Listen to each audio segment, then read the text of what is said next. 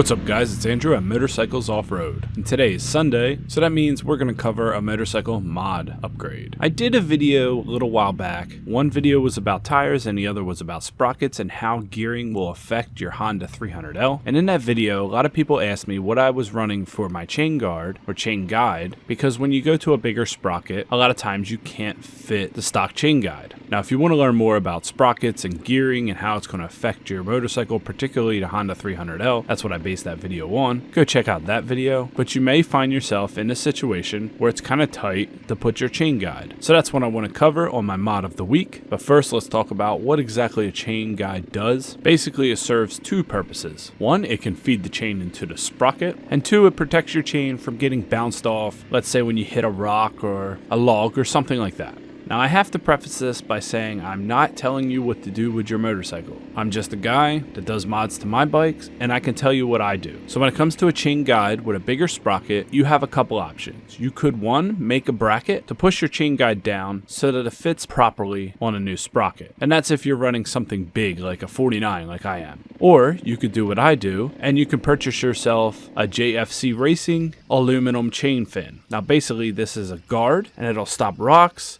and logs from derailing your chain. Now first you might be saying like, wait a minute, that doesn't sound as good or as efficient. And yes and no. I personally have never had a problem anecdotally losing my chain. But also if you look at some very aggressive off-road adventure ADV bikes, like one that comes to mind is the Honda Africa Twin, they also only run the fin, the chain guard, instead of the chain guide. And this bike is known for attacking aggressive off-road situations. It's really up to you. I personally prefer not to mess with the front sprocket. I don't like lowering the teeth on the front sprocket, so I'd rather have a bigger rear sprocket, and in doing which, I run a chain guard instead of a chain guide. But if you're interested in getting one of these, I will pin my Amazon store in the first comment below, and if you click through there, you'll be able to find it straight away. And also, anytime you use my Amazon store, it gives me a little kickback at no expense to you, and that's when you use it for anything. So if you just went to my store as the first link, and then you bought anything for yourself, it's going to give me a 0.5% to 2% kickback